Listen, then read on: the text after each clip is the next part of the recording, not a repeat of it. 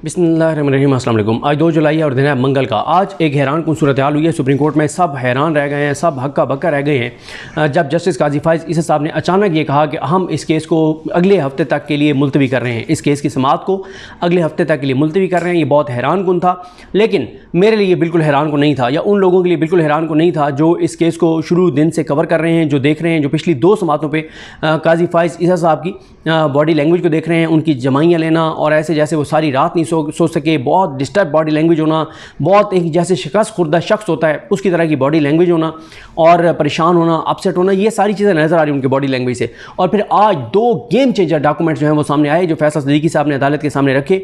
उसके बाद काजी फाइज ईसा साहब ने आज केस का फैसला करने से इनकार कर दिया है और अब ये मामला चला गया है अगली मंगल तक के लिए, 1 हफ्ते के लिए मुलतवी कर दिया गया है। ये वही जस्टिस काजी फाइज ईसा साहब में जो हर समाअत पे बरम होते थे और मतलब गरजते थे, बरसते थे और उनकी मतलब आवाज़ ऊंची होती थी और वो धमकियां देते थे वकला को, बस करो, आगे चलो, ख़त्म करो, आज फैसला करना है, आज फैसला करना है। वो काजी फाइज ईसा साहब जो है वो अब इस केस का जल्दी फैसला करने में बिल्कुल इंटरेस्टेड नहीं है। अच्छा, PTI बहुत परेशान है इस पर, सुन्नी इत्तेहाद कौंसिल इस पर बहुत परेशान है और यही वजह है कि आप देखें कि सुन्नी इत्तेहाद कौंसिल के जो वकील है फैसल सिद्दीकी साहब, उनसे जब एंड में पूछा गया कि ये बताइए कि आपको कितना चाहिए, टाइम चाहिए जवाब रिबटल के लिए, उन्होंने कहा जी मुझे 15 मिनट चाहिए। और दूसरा क्योंकि एक वो कमल चौधरी की तरफ से सलमान कमराजा साहब हैं, 10 मिनट उन्होंने लेने थे। तो जब रोस्टम पर वो आए तो काजी साहब ने कहा कि फिर ठीक है, फिर आगे कोई समाअत अगली किसी समाअत पे सुन लेते हैं। तो फैसल सिद्दीकी साहब ने कहा कि मुझे 10 मिनट दे दें। आप देखें कल वाली समाअत निकाल कर देखें कि काजी फाइज ईसा साहब ने कल ये कहा था कि हम आज यानी मंगल के दिन 2 जुलाई को 1:30 बजे तक ये केस सुनेंगे, लेकिन 1 बजे ही काजी फाइज ईसा साहब समाअत मुकम्मल करके उठकर चले गए। वकला कहते रह गए, जजेस इसरार करते रह गए कि आज इनको सुन लेते हैं, 20 मिनट में केस कंक्लूड हो जाएगा, फैसला महफूज हो जाएगा, लेकिन काजी साहब ने ऐसा नहीं किया। अब इसकी वजूहात क्या है? इसकी वजूहात बिल्कुल अंडरस्टूड है कि इस वक्त तक काजी फाइज ईसा साहब के पास अक्सरियत नहीं है, जजेस नहीं टूट रहे, जजेस नहीं मैनेज हो रहे। मैंने कल आपको याद की थी जब सोशल मीडिया पे बहुत ज़्यादा बात हो रही थी कि जमाल खान मंदोखेल साहब जो हैं वो काजी फाइज के ग्रुप में चले गए हैं दोबारा, तो मैंने कल ही ये वीडियो की थी। मैंने कहा मैं इससे इत्तफाक नहीं करता कि जमाल खान मंदोखेल साहब टूट चुके हैं। और आज फिर क्या हुआ? आज 2 गेम चेंजर डॉक्यूमेंट सामने आए। पहला गेम चेंजर डॉक्यूमेंट ये सामने आया कि अच्छा सॉरी वो बात मैं मुकम्मल कर लूँ कि PTI क्यों परेशान है, PTI क्यों चाहती है कि एज सुन एज पॉसिबल फैसला हो जाए, PTI क्यों चाहती थी कि आज ही फैसला हो जाए? इसलिए कि PTI को इस बात के खदशात हैं और उनको इधर उधर से बातें सुनाई दे रही हैं, मुख्तलिफ सहाफ़ी बात कर रहे हैं, मुख्तलिफ वकला बात कर रहे हैं कि इस बेंच में शामिल वो जजेस जो जस्टिस काजी फाइज ईसा ग्रुप से ताल्लुक़ नहीं रखते, वो जजेस जो आइन पसंद जजेस हैं, जो आइन और पाकिस्तान के साथ खड़े हैं, जो पाकिस्तान के अवाम के साथ खड़े हैं, जो अपने हलफ के साथ खड़े हैं, उन जजेस पे बहुत ज़्यादा दबाव है और PTI बहुत तशवीश का शिकार है। PTI बहुत परेशान है, सुन्नी इत्तेहाद कौंसिल बहुत परेशान है कि खुदा न खास्ता इनमें से कोई जज मैनेज ना हो जाए या कोई जज रिक्यूज़ ना कर जाए या कोई जज डर के खौफज़दा होके और ब्लैकमेलिंग में आके और काजी फाइज साहब के ग्रुप में शामिल ना हो जाए। ये उन अफवाहों की बुनियाद पर, उन इल्ज़ामात की बुनियाद पर, उन दावों की बुनियाद पर जो तहरीक इंसाफ और सुन्नी इत्तेहाद कौंसिल को सुनाई दे रहे हैं, जो वकला बात कर रहे हैं, जो सहाफ़ी बात कर रहे हैं कि काजी साहब इसलिए नहीं फैसला कर रहे कि वो अक़लियत में हैं, और वो ये बात कर रहे हैं कि पस पर्दा कोशिशें हो रही हैं कि वकला के जजेस को मैनेज किया जाए। गो के जो इलेक्शन कमीशन के वकील हैं सिकंदर बशीर मोहम्मद साहब, उनका मैं लास्ट वीडियो में आपको बता चुका हूँ कि वो तो बहुत कॉन्फिडेंट है कि हमें वो ऐसे तासुर दे रहे हैं जैसे उनको बता दिया गया है कि फैसला आपके हक़ में आएगा, लेकिन कैसे आएगा? वाज़ेह तौर पर इस वक्त तो अक्सरियत में जजेस कुछ और कह रहे हैं। अब हुआ ये कि आज 2 गेम चेंजर डॉक्यूमेंट क्या सामने आए। मंसूर अली शाह साहब ने कहा कि ये एक इलेक्शन कमीशन ने क्या मान लिया है सुन्नी इत्तेहाद कौंसिल को, पार्लिमानी पार्टी बुलाया गया रोस्टम पे फैसल सिद्दीकी साहब को। फैसल सिद्दीकी साहब ने आके 2 गेम चेंजर डॉक्यूमेंट दिखाकर बाजी पलट दिया है। उसके बाद काजी फाइज साहब फंस गए हैं, बुरी तरह से फंस गए और इसलिए उन्होंने आज फैसला नहीं किया। वो 2 डॉक्यूमेंट्स क्या थे? वो 2 डॉक्यूमेंट्स ये थे कि एक तो पहले दिखाया फैसल सिद्दीकी साहब ने ज़रताज गुल वज़ीर साहबा को, इमरान खान ने जब कहा कि ये पार्लिमानी लीडर होंगी सुन्नी इत्तेहाद कौंसिल की, तो ज़रताज गुल साहब का नोटिफिकेशन किया है कौमी असम्बली सेक्रेटेरिएट ने, और उस कौमी असम्बली सेक्रेटेरिएट के नोटिफिकेशन के मुताबिक सुन्नी इत्तेहाद कौंसिल एक पार्लिमानी पार्टी है और उस पार्लिमानी पार्टी की सरबराह हैं ज़रताज गुल वज़ीर। उसके बाद दूसरा जो नोटिफिकेशन उन्होंने दिखाया वो इलेक्शन कमीशन का है, जिसमें इलेक्शन कमीशन ने सुन्नी इत्तेहाद कौंसिल को जो है वो बतौर पार्लिमानी पार्टी तस्लीम कर लिया है। अच्छा, इसकी इंपॉर्टेंस ये है कि अटॉर्नी जनरल पाकिस्तान मंसूर उस्मान अवान साहब के आज दलाइल का मेन नुक्ता ये था कि जो आज़ाद जीतने वाले MNAs हैं वो किसी पार्लिमानी पार्टी में जा सकते हैं। अब पार्लिमानी पार्टी कौन सी होती है? पार्लिमानी पार्टी वो होती है जिस पार्टी के टिकट पर उसका कोई उम्मीदवार उसके निशान पर जीत कर असम्बली में आया हो। जैसा कि ये बात हो रही है सुन्नी इत्तेहाद कौंसिल की, तो ज़रूरी है कि सुन्नी इत्तेहाद कौंसिल के सरबराह बकौल अटॉर्नी जनरल के और इलेक्शन कमीशन के नून लीग के इंसारों के साहबजादा हामिद रज़ा साहब जो हैं उनको सुन्नी इत्तेहाद कौंसिल के टिकट पर, सुन्नी इत्तेहाद कौंसिल के निशान घोड़े पर वो लड़कर जीत कर आते, तब आज़ाद PTI के लोग जो है वो सुन्नी इत्तेहाद कौंसिल में जा सकते थे। तो सुन्नी इत्तेहाद कौंसिल तो पार्लिमानी पार्टी नहीं है।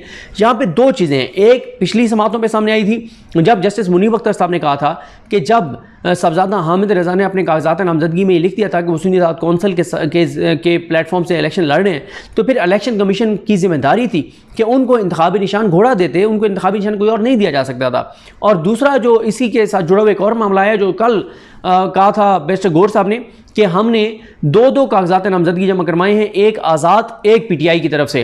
ये भी उन्होंने अदालत को बताया कि इलेक्शन कमीशन ने झूठ बोला अदालत के साथ कि हमने PTI के कागजात नामजदगी जमा नहीं करवाए।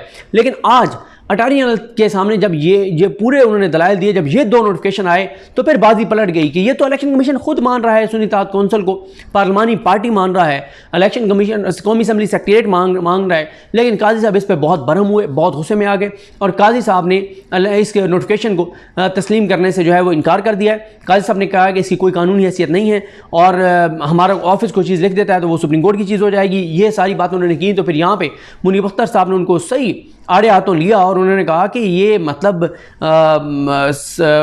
खुदा के वास्ते ये क्या बात कर रहे हैं, ये इलेक्शन कमीशन का लेटर है, ऑफिशियल लेटर है, हम रोज़ाना इलेक्शन कमीशन के रिकॉर्ड को देख के फैसले करते हैं और ये इलेक्शन कमीशन का एक डॉक्यूमेंट है, इसको हम कैसे निगेट कर सकते हैं। तो इस पे काजी साहब को जो है वो बहुत सुबकी का सामना हुआ, शर्मिंदगी का सामना हुआ। और आज जो है वो याहिया अफरीदी साहब हों, क्योंकि याहिया अफरीदी साहब एक और पॉइंट बार बार उठा रहे हैं।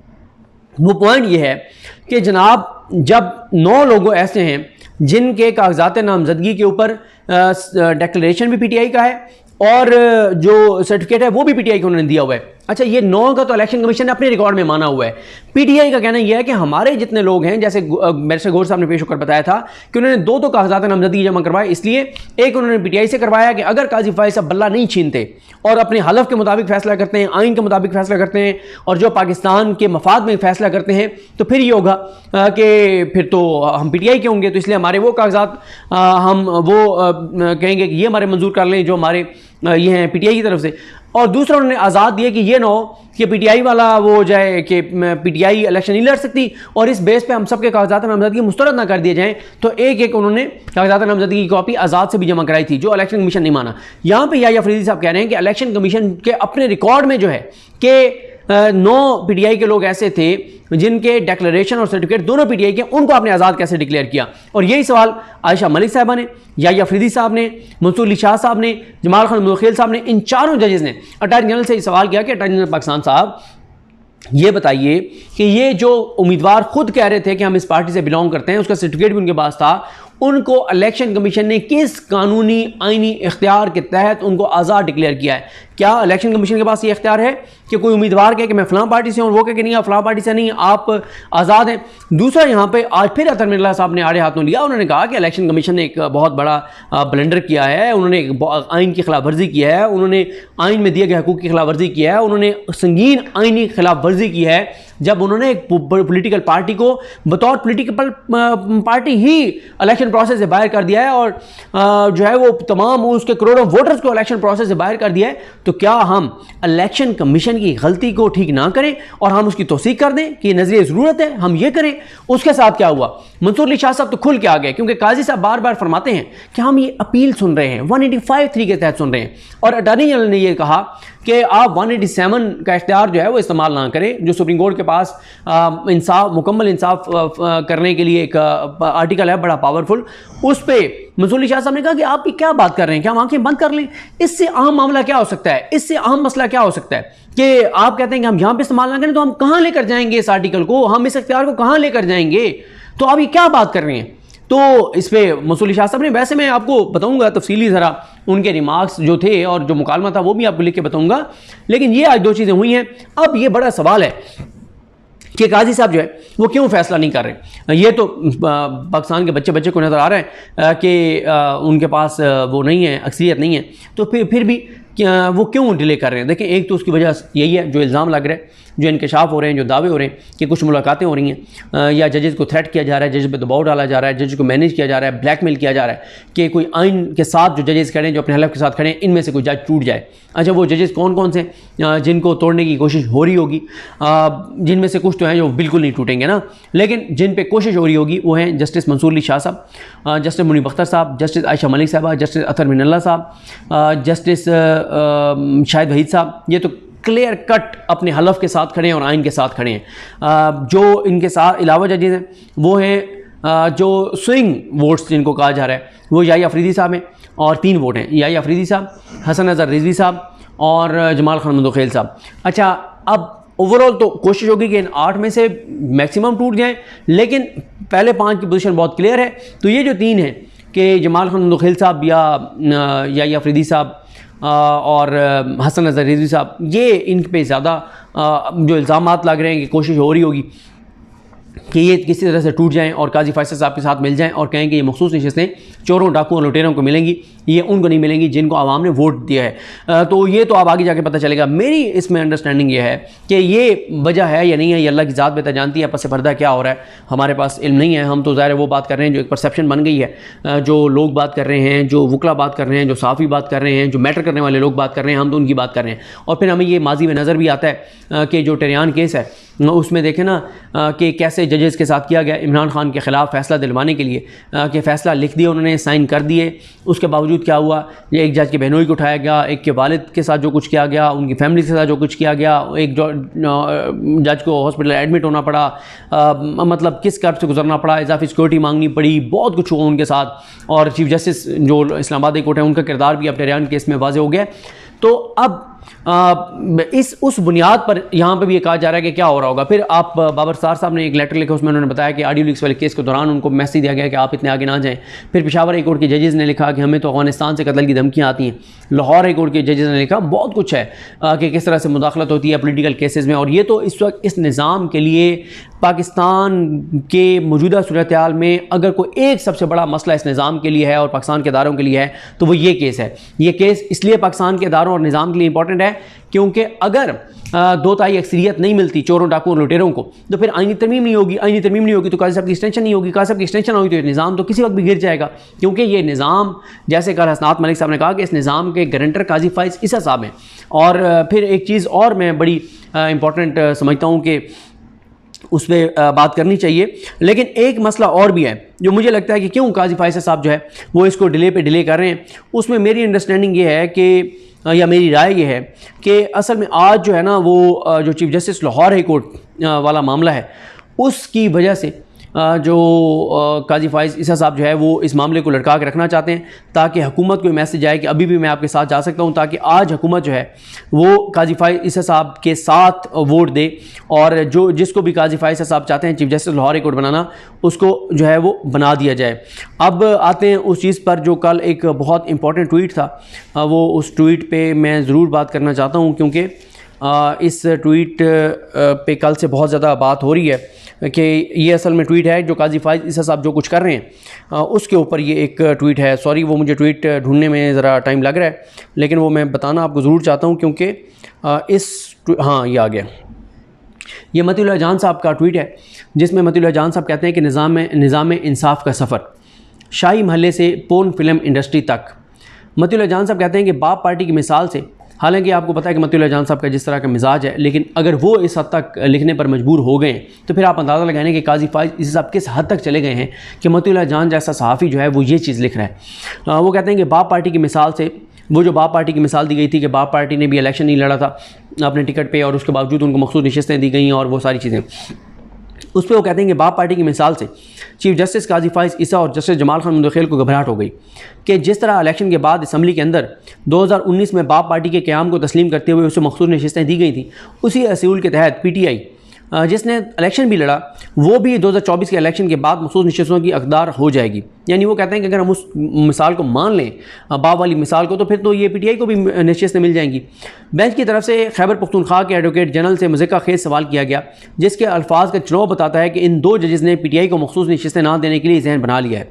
अब होना तो ये चाहिए था कि बाप पार्टी को मिलने वाली नशिस्तों पर जजेस को तजस्सुस होता और वो मज़ीद मालूमात हासिल करते, मगर शायद जजेस के दिल की चोरी पकड़ी गई।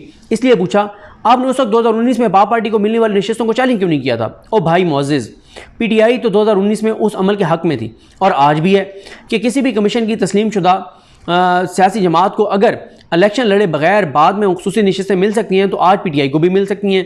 तो ऐसे में वो बाप पार्टी को 2019 में ऐसे नशिस्तें देने को चैलेंज क्यों करते? क्योंकि PTI ये कह रही है कि उस वक्त बाप को आपने बगैर उनके टिकट पर इलेक्शन लड़े आपने उनको मखसूस नशिस्तें दे दी थी, तो हमें भी दे दें। तो PTI तो उसको सपोर्ट करती है, तो PTI उसको क्यों चैलेंज करती? आगे वो लिखते हैं, और फिर चीफ जस्टिस का कहना कि बाप पार्टी की मिसाल दी तो सेनेट चेयरमैन का इलेक्शन भी खुल जाएगा, तो क्या जज साहब धमकी लगा रहे हैं? यानी कि इन्होंने अपना जहन बना लिया है कि सुन्नी दाद कौंसल को तो बाप पार्टी वाली सहूलत बिल्कुल ही नहीं देनी। दूसरी तरफ इलेक्शन कमीशन भी इंतहाई बेशर्मी का मुजाहरा करते हुए बाप पार्टी को 2019 में खुसूसी नशिस्तें देने के अपने फैसले को गलत और गैर कानूनी करार देकर पुष्ट दिखाता भाग गया। फिर काजी साहब कहते हैं कि इलेक्शन कमीशन काबिल एहतराम इदारा है। ऐसे में सिकंदर सुल्तान राजा और काजी फाइज ईसा दोनों का किरदार और सोच बराबर की काबिल एहतराम है। ये सब कुछ सरेआम देखने के बाद ख्याल आता है कि अदालती कार्रवाई बराह रास्त दिखाए जाने से भी कोई फ़र्क नहीं पड़ता, कार्रवाई तो कार्रवाई होती है।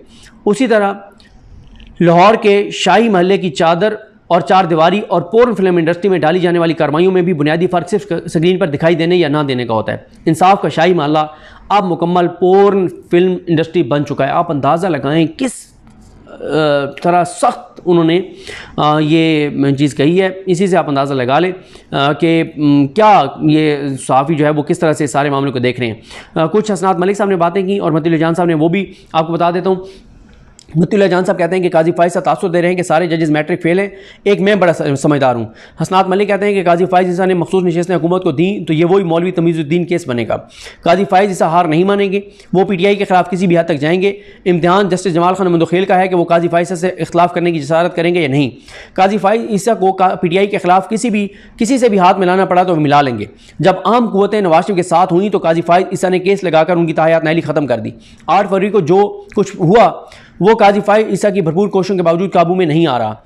फिर हसनात मलिक साहब कहते हैं कि 8 फरवरी के इलेक्शन की हकीकत दुनिया भर में सबको मालूम है, अगर मालूम नहीं है तो काजी फाइज ईसा को मालूम नहीं है। तो ये जनाब चीज़ें, और हसनात मलिक साहब कहते हैं कि काजी फाइज ईसा जो है वो गारंटर हैं इस निज़ाम के। काजी फाइज ईसा साहब जब तक रहेंगे तो ये निज़ाम रहेगा, जिस दिन वो नहीं रहेंगे तो फिर ये निज़ाम भी गिर जाएगा। बहरहाल आज 3 जजेस ने बराह रास्त काजी फाइज ईसा को जवाब दिया है और शदीद तलखी नज़र आ रही है। बहरहाल देखते हैं चीज़ें कैसे आगे बढ़ती हैं। मुझे अपने दुआ में याद रखें। हम सबका हमें नासरो। अल्लाह हाफ़िज़।